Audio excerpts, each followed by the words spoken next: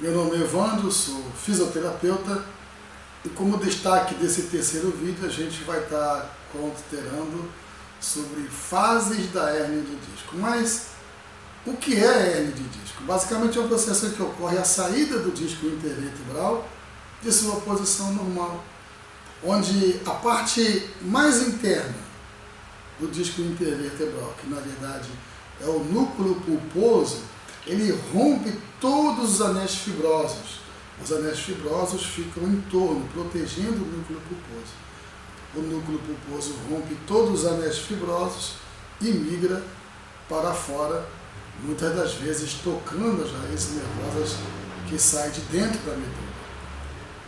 Mas uma coisa interessante é que, na medida em que esse processo se inicia, as hérnias de discos passam por estágios que, se fossem corrigidos logo no seu início, dificilmente elas avançariam. Então, não ocorreria lá o problema de chegar até uma fase de extrusão, que a gente vai ver mais à frente. Eu até considerei, né? O núcleo pulposo sai todo para fora, né? Muitas vezes inflama o nervo, muitas complicações. E eu encaro e trato esse problema como um distúrbio mecânico.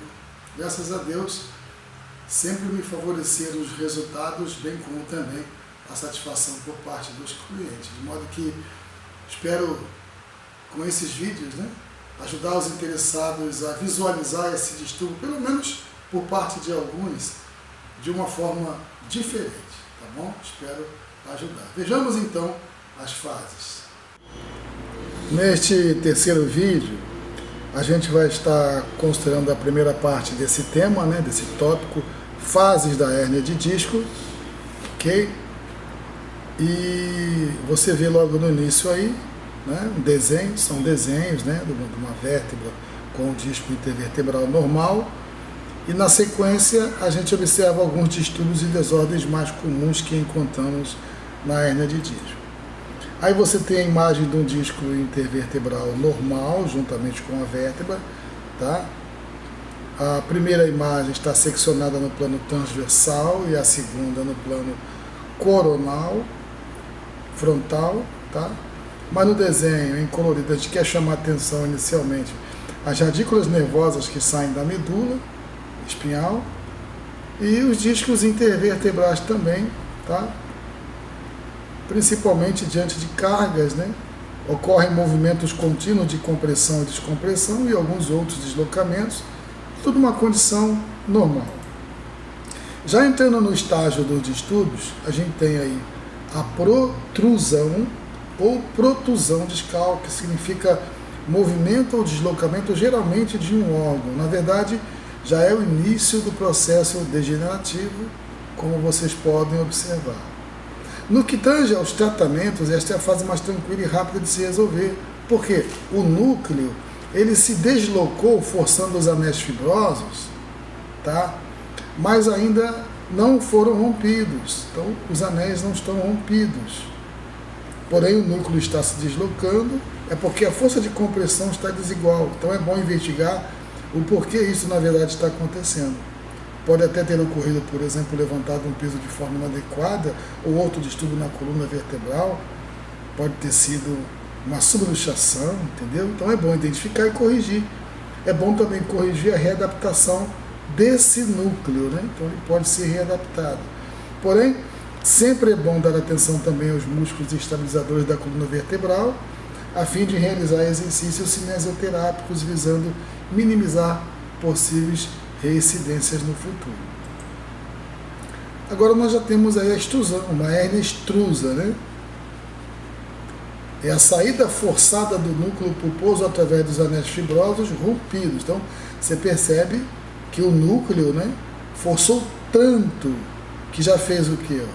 Rompeu todos os anéis fibrosos e saiu para fora, provocando terríveis estresses aqui nas radículas neurais que saem da medula espinhal.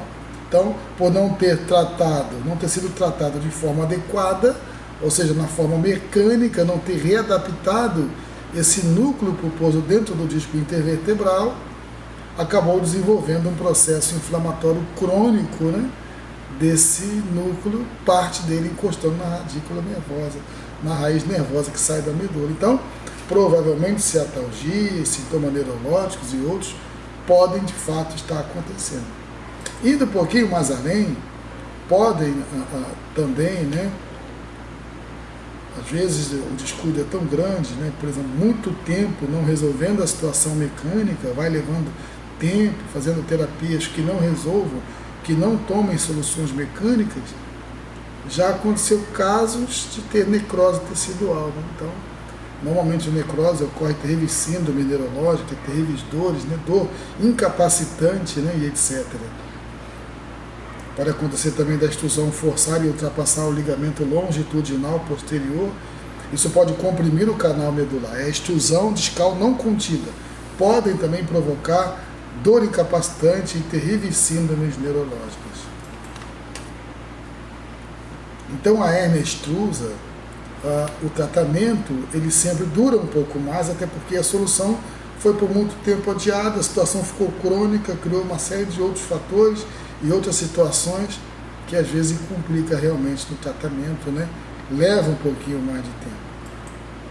Mas a pessoa pergunta, e os sintomas? Gente, é muita dor. Então você está vendo aí o método de avaliação pelo trajeto. Então nós temos aí o desenho dos dermátomos, né? O trajeto da dor, dependendo do local, citando o exemplo aqui de L4, L5, S1, então pelo trajeto você vai saber onde está o problema, né? Então, na verdade, os sintomas servem para avaliar a localização da vértebra em que o disco intervertebral está degenerado. Então, basta fazer o quê? Acompanhar os sintomas pelo caminho do trajeto. Então, os sintomas da hérnia de disco, na verdade, e a dor, não é o problema original. Na verdade, eles apontam para a solução. É por avaliar os sintomas e a dor associados aos exames de imagens que se definem as terapêuticas mais adequadas a serem implementadas no tratamento. Agora, imagine se a gente tira a dor de uma hérnia extrusa, por exemplo, mas não resolve o problema de forma mecânica. Simplesmente tira a dor e os sintomas. A gente pode até analisar. Eu botei aqui 2 desenhos, né, das vértebras e do disco, né, intervertebral com uma hérnia extrusa e o que acontece quando a pessoa ela tenta aliviar o sintoma. Né? Então, o disco está desidratado, parte do núcleo já escapuliu para fora, já sem a proteção dos anéis fibrosos, e por causa da dor se realizam poucos movimentos, e por desuso a musculatura estabilizadora está cada vez mais fraca. É bom lembrar que por compressão descompensada, muita carga, né, está se concentrando nesse núcleo extravasado, com o espaço intervertebral bem diminuído. Então a pessoa está desesperada nesta condição aqui. Desesperada, solicita algo forte para aliviar os sintomas. Né? Na sequência que ela faz, com a diminuição dos sintomas, a pessoa começa a se movimentar mais. Se ela não conseguir ir no banheiro, vai no banheiro. Às vezes até dar uma saidinha, uma caminhadinha para desaparecer. Isso vai aumentar o quê? A compressão. Então, vai aumentar a compressão, vai diminuir ainda mais o espaço intervertebral. Muitas vezes, né, parte do disco é bastante, do núcleo, né, no caso, é bastante comprimido e pode estar no risco terrível aí de romper. Então, qual pode ser o resultado, na verdade? Uma hérnia sequestrada. O núcleo será forçado com a possibilidade de se romper. E se romper, vai entrar na fase mais complicada das hérnias de disco, que é o sequestro. E é o que eu vou falar no próximo vídeo. Eu vou estar falando no segundo vídeo desse terceiro, né? Na segunda parte desse terceiro vídeo, eu vou estar falando sobre a hérnia sequestrada, ok? Então, pessoal, no próximo vídeo a gente vai estar falando aí sobre as hérnias sequestradas, né? Comportamento aí quando o núcleo ele sequestra. Mais uma vez eu falo um pouquinho do nosso curso de reflexologia podal, onde você vai aprender através da reflexologia a obter alívio de dores nas costas e também vai poder entender aí um pouquinho sobre o nosso curso de reflexologia podal para 2018. Então, se desejarem maiores informações, está aí nossos contatos, o Facebook Evandro Fisioterapeuta, o WhatsApp e o telefone. Então, pessoal, vamos ver então, no próximo vídeo, o comportamento das hérnias sequestradas.